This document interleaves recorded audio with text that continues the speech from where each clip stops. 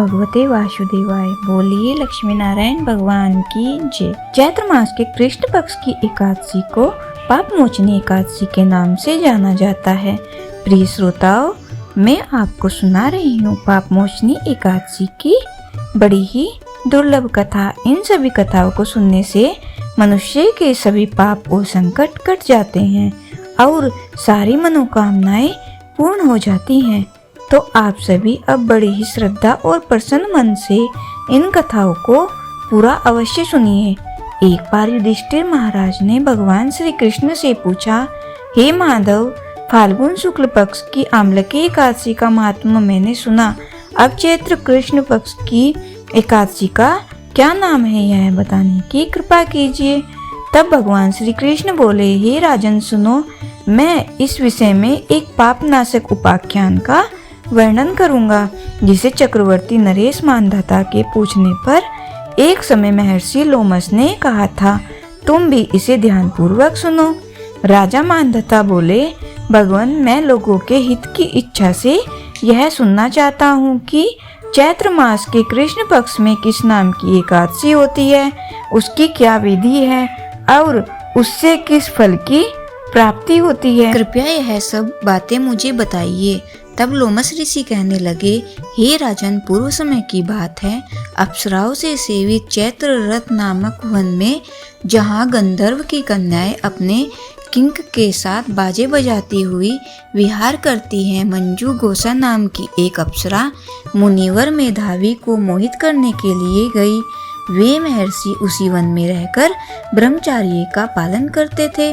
मंजू गोसा उस मुनि के भय से आश्रम से एक कोस दूर ही रुक गई और सुंदर ढंग से वीणा बजाती हुई मधुर स्वर से गीत गाने लगी। मुनि श्रेष्ठ मेधावी घूमते हुए उधर ही जा निकले और उस सुंदरी अप्सरा को इस प्रकार गायन करते हुए देखकर सेना सहित कामदेव से परास्त होकर बरबस मोह के वशीभूत हो गए। मुनि की ऐसी अवस्था देखकर मंजू गोसा उनके समीप आई और वीणा नीचे रखकर उनका आलिंगन करने लगी। मेधावी भी सब कुछ भूलकर उसके साथ रमण करने लगे।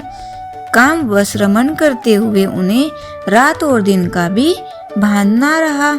इस प्रकार मुनिजनों चित्त रमण होने के कारण अप्सरा के साथ रमण करते करते उन्हें बहुत दिन बीत गए। मंजू गोसा अब देवलोक में जाने को तैयार हुई।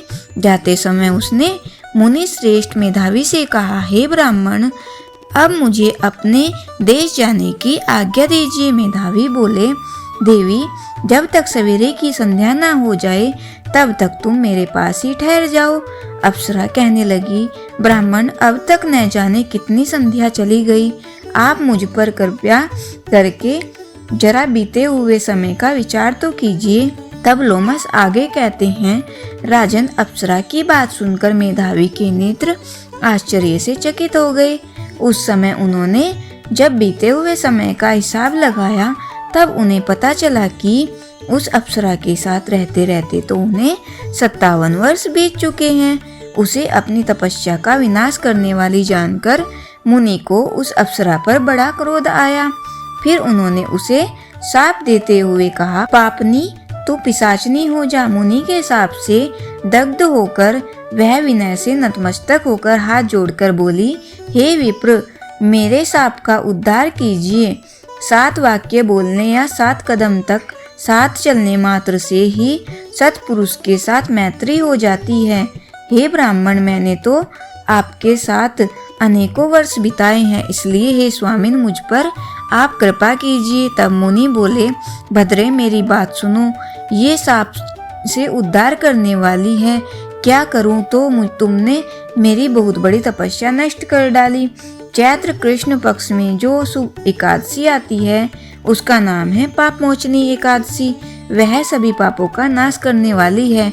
सुंदरी, उसी का व्रत करने पर तुम्हारी यह पिशाच दूर हो सकेगी। ऐसा कहकर मेधावी मुनि अपने पिता मुनिवर च्यवन के आश्रम पर गए और उनसे सारा वृत्तांत कह सुनाया। उन्हें आया देखकर च्यवन मुनि ने उनसे पूछा, बेटा, यह तुमने क्या किया तुमने, तो अपने समस्त पुण्य का नाश कर डाला। मेधावी बोले, पिताजी मैंने अप्सरा के साथ रमण करने का पातक किया है। अब कृपा करके कोई ऐसा प्रायश्चित बताइए जिससे इस पाप का नाश हो सके। तब च्यवन मुनि ने कहा, पुत्र, चैत्र कृष्ण पक्ष में जो पाप मोचनी एकादशी होती है उसका व्रत करने पर पाप राशि का विनाश हो जाएगा। पिता का यह कथन सुनकर फिर मेधा मुनि ने उस व्रत का अनुष्ठान किया, जिससे उनका समस्त पाप नष्ट हो गया और वे पुनः तपस्या से परिपूर्ण हो गए। इसी प्रकार मंजू घोष ने भी इस उत्तम व्रत का पालन किया। पाप मोचनी का व्रत करने के कारण वह पिशाच योनि से मुक्त हो गई और दिव्य रूप धारिणी श्रेष्ठ अप्सरा होकर स्वर्ग लोक को चली गई। तब लोमस ऋषि ने राजा मानधता से कहा, राजन, जो श्रेष्ठ मनुष्य पाप मोचनी एकादशी का व्रत करते हैं उनका सारा पाप नष्ट हो जाता है। इसको पढ़ने और सुनने से सहस्र गोदान का फल मिलता है। ब्रह्म हत्या, स्वर्ण की चोरी, सुरापान और गुरु पत्नी गमन करने वाले महापात की भी इस व्रत के करने मात्र से पाप मुक्त हो जाते हैं। यह व्रत बहुत ही पुण्यम है। इस प्रकार धर्मराज युधिष्ठिर को पाप मोचनी एकादशी व्रत का महत्व सुनाकर भगवान श्री कृष्ण मौन हो गए। तब धर्मराज ने भी भगवान के बताए विधान अनुसार इस व्रत का पालन किया। बोलिए श्री लक्ष्मी नारायण भगवान की जय, श्री तुलसी माता की जय, शालिग्राम भगवान की जय। भगवान श्री विष्णु के आशीर्वाद से एकादशी माता को यह विशेष अधिकार प्राप्त हुआ है कि वे हर एकादशी के व्रत और पूजा को अपने आशीर्वाद से प्रभावी बनाती हैं। यह कहा जाता है कि बिना एकादशी माता की कथा के किसी भी एकादशी का पुण्य पूरा नहीं मिलता। यह आशीर्वाद दिया जाता है कि जो व्यक्ति उनकी कथा सुनता है और श्रद्धा से उनका व्रत करता है वह समस्त पापों से मुक्त हो जाता है। वे पापों का नाश करने के साथ साथ जीवन में शांति, सुख और सफलता भी लाती हैं।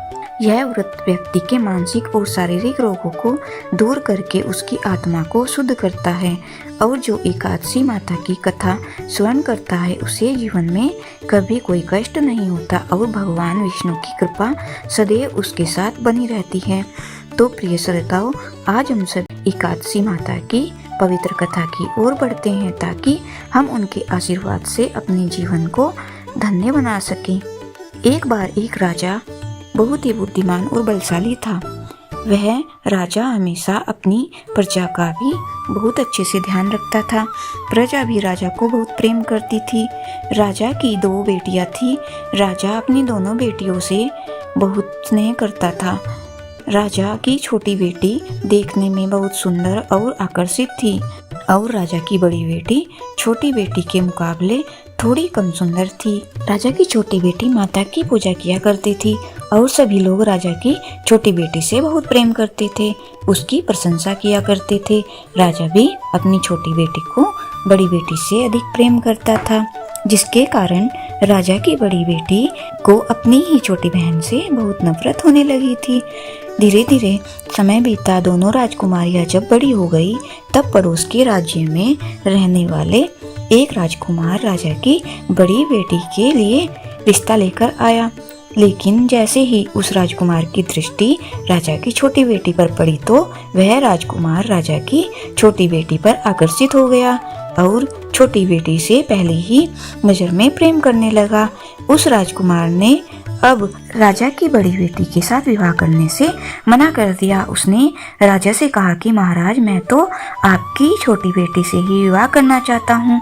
यह सब देखकर अब तो राजा की बड़ी बेटी अपनी छोटी बेटी से बहुत अधिक क्रोधित हो गई और राजा की बड़ी बेटी ने अपनी छोटी बहन को अपना सबसे बड़ा शत्रु मान लिया।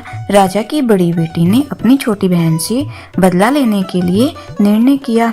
राजा की बड़ी बेटी ने अपनी छोटी बहन को जान से मारने का उपाय सोचा।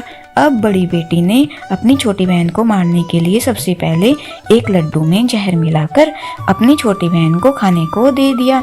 छोटी बहन बहुत भोली थी, उसे अपनी बड़ी बहन के षड्यंत्र के बारे में कुछ भी नहीं पता था, तो उसने वह लड्डू खा लिया। लेकिन आश्चर्य कि छोटी बहन को लड्डू खाने के बाद भी कुछ नहीं हुआ, तो बड़ी बहन यह सब देखकर बहुत आश्चर्यचकित रह गई। लेकिन अब भी बड़ी बहन ने हार नहीं मानी। जब एक रात उसकी छोटी बहन कमरे में सो रही थी, तब उसने एक मटके में सांप रखकर उसके कमरे में छोड़ दिया। लेकिन सांप भी छोटी बहन का कुछ नहीं बिगाड़ पाया। जिसके बाद बड़ी बहन ने अपनी छोटी बहन से कहा कि चलो बहन, हम लोग कुएं से पानी भरकर लाते हैं। छोटी बहन चलने के लिए तैयार हो गई।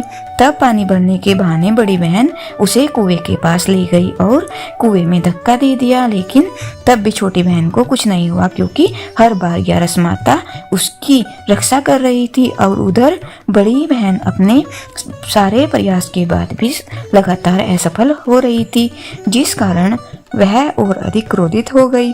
फिर उसने अपनी छोटी बहन के पास जाकर उससे प्रश्न किया कि मेरी छोटी बहन, क्या तुमको पता है कि भगवान ने सबकी मृत्यु एक निश्चित समय पर लिखी है, और कैसे तुम्हारी या मेरी मृत्यु होगी, क्या तुम यह जानती हो? तब छोटी बहन ने अपनी बड़ी बहन को बताया कि हाँ बहन, बाकी का तो नहीं पता, लेकिन मैं जानती हूँ कि मेरी मृत्यु कैसे होगी। छोटी बहन यह सारी बात सुनकर अब तो बड़ी बहन मन ही मन प्रसन्न होने लगी। तब उसने छोटी बहन से कहा कि बहन, तब मुझे बताओ तुम्हारी मृत्यु का राज क्या है? अब छोटी बहन ने अपनी बड़ी बहन से कहा कि दीदी, मेरी मृत्यु तो एक तोते में है। जो तोते के गले में एक हार है, उससे ही मेरी मृत्यु होगी।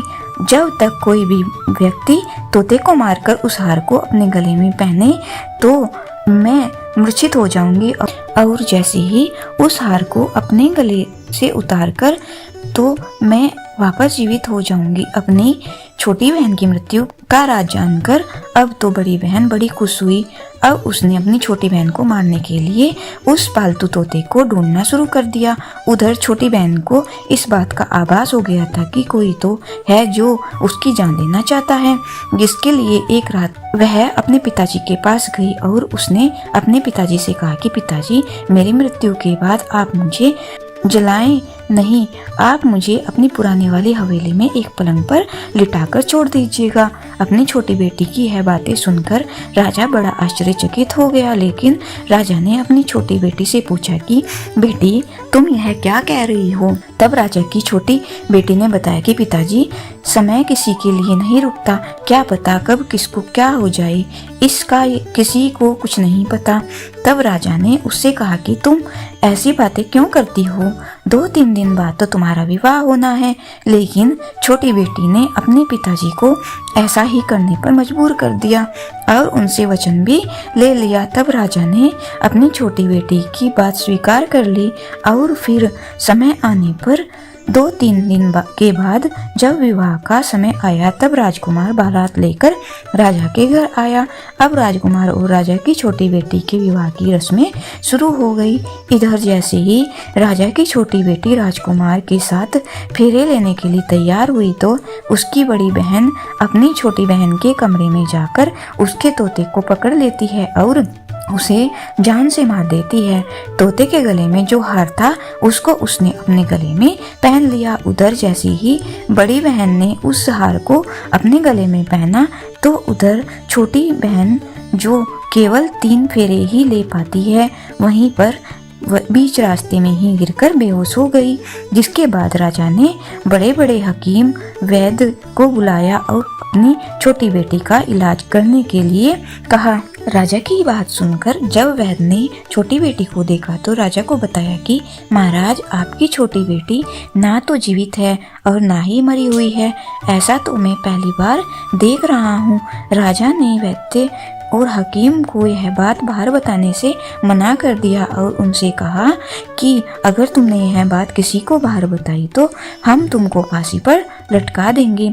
राजा ने अब अपनी छोटी बेटी को पुराने महल में ले जाकर एक पलंग पर लिटा दिया और फिर वहां पर कुछ सैनिकों को तैनात कर दिया। इसके बाद राजा वापस अपने महल में आ गया। इधर राजा की बड़ी बेटी अपने पिताजी के पास आई और कहने लगी, पिताजी अगर यह विवाह संपन्न नहीं हुआ तो आपकी इज्जत का क्या होगा? जरा सोचिए, अगर आप कहें तो मैं आपकी इज्जत बचाने के लिए इस राजकुमार से विवाह करने के लिए तैयार हूँ। राजा अपनी बड़ी बेटी के षड्यंत्र के बारे में कुछ भी नहीं जानता था, तो उसने अपनी बड़ी बेटी की बात मान ली। तब राजा ने अपनी बड़ी बेटी को छोटी बेटी के कपड़े और आभूषण आदि पहनाकर मंडप में भेज दिया ताकि किसी को इस बात का पता ना चले। विवाह छोटी बेटी के साथ नहीं बल्कि बड़ी बेटी के साथ हो रहा है, लेकिन राजकुमार यह जान गया कि यह तो राजा की छोटी बेटी नहीं है बल्कि यह राजा की बड़ी बेटी है। अब राजकुमार ने राजा की बड़ी बेटी से विवाह करने से मना कर दिया। तब सभी लोगों ने राजकुमार को मजबूर करके राजा की बड़ी बेटी से बचे हुए फेरों को संपन्न करा दिया और फिर विवाह संपन्न हो गया, जिसके बाद राजकुमार राजा की बड़ी बेटी को अपने महल में ले गया। विवाह होने के बाद राजकुमार उससे ना तो बातें करता, ना उसे पसंद करता था, ना ही उसके आसपास जाता था। राजकुमार ने तो यह फैसला भी कर लिया कि चाहे कुछ भी हो जाए वह अपनी प्रेमिका को ढूंढ कर ही रहेगा और जानकर रहेगा कि उसके साथ हुआ क्या है। फिर एक दिन राजकुमार अपने घोड़े पर सवार होकर राजा के पुराने महल के पास पहुंच गया, जहां पर उसने कुछ सैनिकों को तैनात देखा। महल के पास पहुंचकर राजकुमार ने जब महल को ध्यान से देखा तो वह समझ गया कि यह तो हमारे ससुर जी का ही महल है। तब राजकुमार ने सैनिकों से पूछा कि तुम लोग यहाँ क्या कर रहे हो और इस महल के अंदर उस पलंग पर कौन लेटा है? जिसके बाद राजा के सैनिकों ने बताया कि यहाँ पर राजा की छोटी बेटी लेटी है। यह सुनकर राजकुमार तो बड़ा प्रसन्न हुआ और वह तुरंत अपनी प्रेमिका के पास पहुँच गया, उसकी सेवा करने लगा। जैसे ही रात हुई तो राजा की छोटी बेटी उठकर खड़ी हो गई। अब तो राजकुमार यह सब देखकर और खुश हो गया। उसने अपनी प्रेमिका से पूछा कि तुम यहाँ क्या कर रही हो? तुम मेरे साथ मेरे घर चलकर रहो, तुमने विवाह बीच में से अधूरा क्यों छोड़ दिया? तब राजकुमारी ने राजकुमार को सारी बातें बता दी कि मेरी जान तो एक तोते में बसती थी और यह बात मैंने सिर्फ अपनी बहन को बता दी थी। मुझे पता है कि उसने ही मुझे मारने का प्रयास किया है। उसके पास एक हार है जिसको वह तुरंत पहन लेती है और रात को उतार कर रख देती है। जब तक वह हार को पहने रखती है तब तक मैं मूर्छित रहती हूँ और जैसे ही वह हार को उतार देती है तो मैं जीवित हो जाती हूँ और जब तक मेरी बड़ी बहन के पास वह हार रहेगा तब तक मैं ऐसी ही जीवित और मूर्छित होती रहूंगी। अगर मेरी बड़ी बहन के पास जो हार है वह मेरे हाथ लग जाए तो मैं हमेशा के लिए जीवित हो जाऊंगी। सारा रहस्य जानकर राजकुमार ने छोटी राजकुमारी के साथ ही रहने का निर्णय ले लिया और उसने अपने बचे हुए सारे फेरे उस पलंग पर लेटी हुई छोटी राजकुमारी के साथ पूरे कर लिए और अपना विवाह भी पूर्ण कर लिया और वह वहीं पर रहने लगा। देखते ही देखते समय बीतने पर कुछ दिनों में छोटी राजकुमारी गर्भवती हो गई। एक दिन राजकुमार को किसी काम से बाहर जाना पड़ा। तब राजकुमारी के पेट में बहुत तेज दर्द उठा। उसके बाद उसने एकादशी माता का आह्वान किया, जिसके बाद वहां पर मां प्रकट हुई और उन्होंने उसका प्रसव कराकर उसे प्रसव पीड़ा से मुक्ति दिलाकर एक पुत्र की प्राप्ति करवाई। और वहीं पर अचानक से तभी राजकुमार भी आ गया। राजकुमार ने ग्यारस माता को देखा तो वह आश्चर्यचकित हो गया और उसने तुरंत ग्यारस माता को प्रणाम किया। ग्यारस माता ने राजकुमार से कहा कि जब तुम्हारा पुत्र 5 वर्ष का हो जाए तब तुम अपनी पत्नी का हार उसके गले में डाल देना। देखते ही देखते राजकुमार और राजा की छोटी बेटी का पुत्र 5 वर्ष का हो गया तो राजकुमार कहने लगा कि बेटा मैं कुछ काम से बाहर जा रहा हूँ, तुम अपनी माता का ध्यान रखना। ऐसा कहकर वह वहाँ से चला गया। लेकिन जब राजकुमार वहाँ से बाहर जा रहा था तब बड़ी बहन के सैनिकों ने उसे देख लिया और बड़ी बहन को जाकर सारी बातें बता दी। इसके बाद बड़ी बहन ने अपनी छोटी बहन के पुत्र का अपहरण करवा दिया और उसको मरवा दिया। छोटी बेटी के पुत्र के 2 टुकड़े उसने करवा दिए। पहला टुकड़ा चक्के के पास छुपा दिया और दूसरा टुकड़ा अपने पलंग के नीचे छुपा लिया। लेकिन ग्यारस माता अपने भक्तों को किसी कष्ट में नहीं देख सकती तो वह अपनी भक्त का दुख दूर करने के लिए एक भिखारिन का रूप धरकर बड़ी बहन के पास गई, जिसके बाद वह वहां पर भिक्षा मांगने लगी। तो बड़ी बहन ने अपने नौकरों से कहा कि जाकर भिक्षा दे दो, लेकिन जैसे ही ग्यारस माता को भिक्षा देने के लिए आए तो माता ने उन्हें मना कर दिया और कहने लगी कि मैं तो तुम्हारी महारानी से ही भिक्षा लूंगी। जिसके बाद बड़ी बहन खुद आकर ग्यारस माता को भिक्षा देने लगी।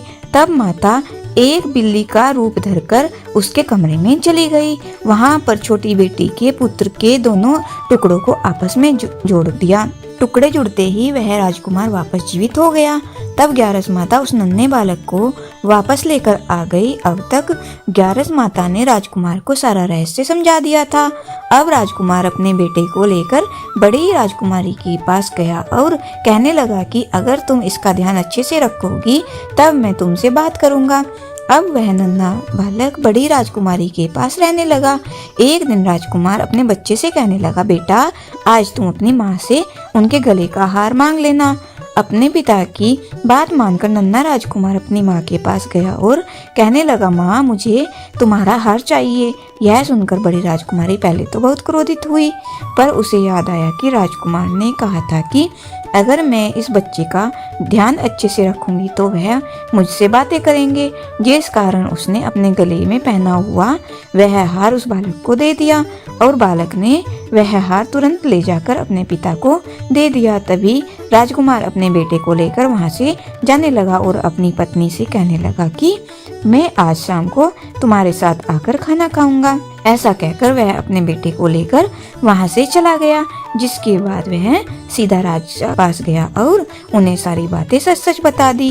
राजा अपनी बड़ी बेटी की सारी करतूतें सुनकर बहुत क्रोधित हुए। साथ ही उन्होंने अपनी ही परवरिश का दोष भी लगाया और इसके अलावा राजकुमार को अपनी छोटी बेटी के साथ रहने के लिए आदेश दे दिया। इस प्रकार ग्यारस माता की कृपा से राजकुमार और राजा की छोटी बेटी अपने पुत्र के साथ सुखपूर्वक रहने लगे। प्रेम से बोलिए एकादशी माता की।